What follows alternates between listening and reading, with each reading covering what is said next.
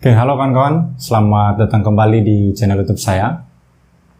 Di video kali ini, saya akan coba memberikan pandangan saya tentang persatuan atau front persatuan, atau apalah istilah kawan-kawan di luar sana, yang jelas masih seputaran situ yang akan saya bagikan hari ini. Kenapa saya membahas hal itu? Belakangan saya melihat ada beberapa kelompok yang akhirnya memutuskan untuk keluar dari front atau aliansi yang mereka bangun dengan berbagai macam alasan.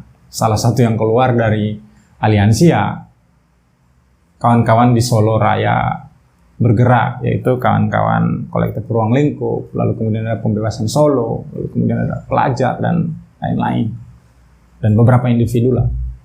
Nah, di sini saya akan sedikit memberikan pandangan saya tentang persatuan itu. Nah, bagi saya persatuan itu sudah seharusnya terus diperluas, terus didorong untuk segera dibangun. Karena dengan membangun persatuan itu sebenarnya kekuatan kita akan lebih maksimal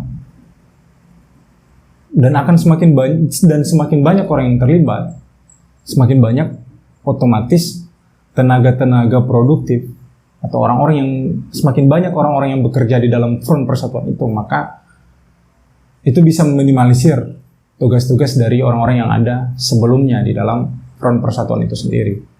Hanya saja bagi saya, ketika membangun front persatuan, itu harus memperhatikan landasan atau prinsip dari dibangunnya front persatuan itu sendiri. Saya masih melihat banyak banget di luar sana dan menemukan sendiri, yang mendengar sendiri, ketika misalnya ada seruan untuk membangun front persatuan, masih ada yang ngomong bahwa ayo bersatu atau terima aja mereka dulu gabung dalam front persatuan ini biar semakin banyak gitu anggota aliansinya. Nah, masih banyak saya menemukan hal seperti itu. Jadi pertimbangannya yang penting banyak.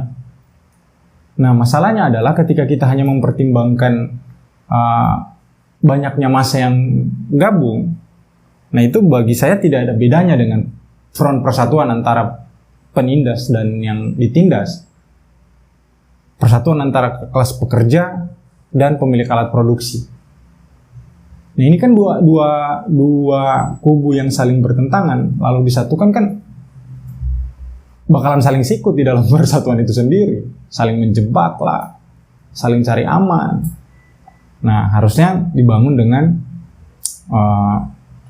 prinsip yang jelas. Setiap orang yang mau terlibat, ya harus ada verifikasi yang jelas dong untuk keanggotaan aliansinya. Jangan hari ini, misalnya ya saya kasih contoh, hari ini kita sama-sama misalnya menyuarakan RUU PKS. RUU PKS, kita menyuarakan agar segera disahkan RUU PKS. Tapi di kemudian hari ketika ada isu yang lain, misalnya Omnibus Law sekarang, misalnya isu Omnibus Law, terus kita membangun persatuan dengan orang-orang yang menolak RUU PKS ini dengan alasan walau itu kan isu yang lain, nantilah di kemudian hari. Atau bahkan kita membangun aliansi dengan pelaku-pelaku dari kekerasan atau pelecehan seksual. Kan gak masuk akal. Sebelumnya kita berjuang apa, terus kemudian di kemudian hari kita ternyata berjuang yang lain. Orang-orang yang sebelumnya kita tentang ini kita ajak bersatu di sini. Sedangkan isu yang sebelumnya kita perjuangkan, misalnya RUU PKS, belum kita menangkan. Nah, terus misalnya hari ini kita berjuang untuk demokrasi, bahwa kita sama-sama sepakat demokrasi harus terus diperluas.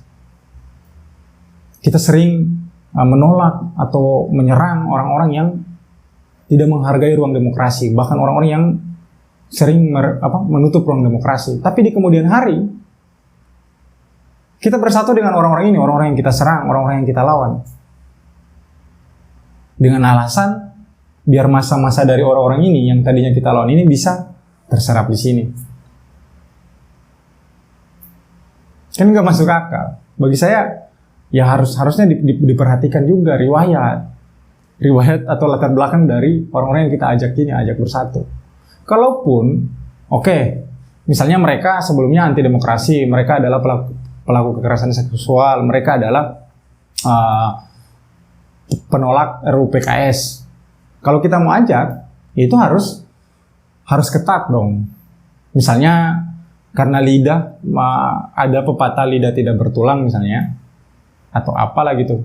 Omongan itu tidak bisa dipegang seperti misalnya yang tertulis gitu. Jadi misalnya kalau kita mau ajak mereka, ya mereka suruh bikin pernyataan dong, pernyataan tertulis bahwa mereka keliru ketika menolak RUU PKS, bahwa mereka adalah kurang ajar, biadab ketika menjadi pelaku kekerasan seksual, bahwa mereka keliru atau salah ketika mendukung sesuatu upaya pembungkaman ruang demokrasi. Nah, kalau sudah ada dasar verifikasi seperti itu kan selesai. Supaya orang-orang di luar sana, orang-orang awam di luar sana juga tahu bahwa orang-orang yang tadinya anti demokrasi, orang-orang yang tadinya adalah pelaku kekerasan seksual, orang-orang yang tadinya adalah penolak RUU PKS, itu sudah mengakui kekeliruannya. Nah, baru itu namanya front persatuan yang harus diperluas. Jangan dengan alasan bahwa yang penting banyak massa yang terlibat, terus kita sembarangan membangun front persatuan. Nah, itu sih bagiku kenapa kemudian aku menghargai ketika banyak orang di luar sana dan mencoba belajar dari mereka yang keluar dari aliansi dengan alasan yang masuk akal. Dengan alasan yang bagiku itu merupakan hal-hal yang prinsipil gitu. Misalnya tidak bersatu dengan orang-orang yang anti demokrasi, yang suka mengkriminalisasi kawannya. Misalnya tidak bersatu dengan kelompok-kelompok yang mendukung pelaku kekerasan seksual. Nah itu kan, kalau seandainya alasannya seperti itu, ya aku juga banyak belajar dari mereka. Akan belajar dari mereka bahwa membangun persatuan itu harus seperti ini. Walaupun sebenarnya ya itu kan hal-hal yang taktis ya, bersifat taktis ini persatuan ini. Tapi ya alangkah baiknya memang dibangun dengan dasar yang jelas. Apalagi ini keputusan politik.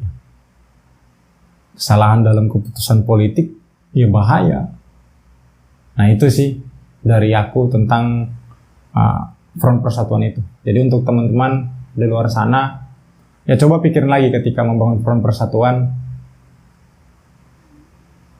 Kalau ada orang-orang yang pernah punya riwayat, orang-orang yang tergolong kelompok yang anti demokrasi, masa harus digalang persatuan? Coba bayangkan bagaimana kalau seandainya mereka berkhianat lagi, sedangkan mereka sudah tahu seluk-beluk dari front yang kalian bangun. Atau istilah orang-orang kekinian, cepu. Kalian akan dijebak.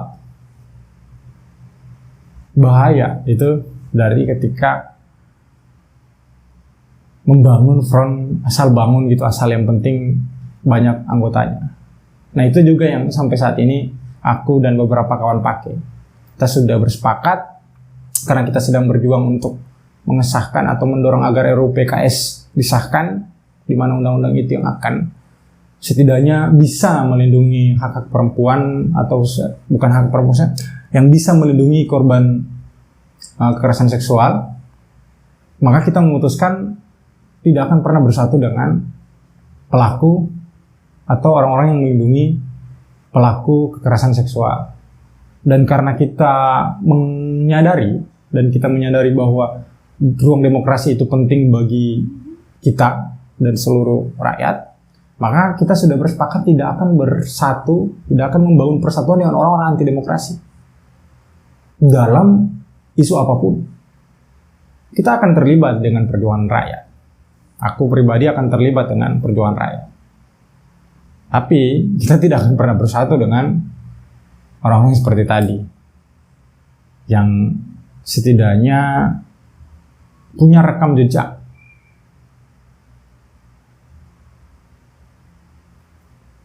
Nah, mungkin itu dari aku tentang Front Persatuan. Ada banyak referensi tentang persatuan di luar sana.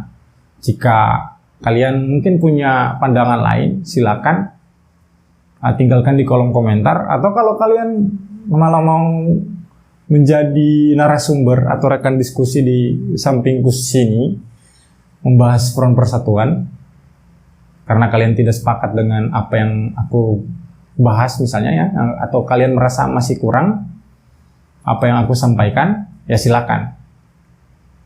Nanti kita sama-sama ngobrol di sini biar bisa berbagi dengan orang-orang yang ada di luar sana.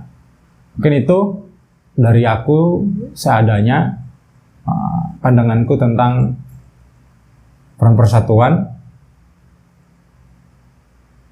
Sampai jumpa di video-video selanjutnya. Terima kasih.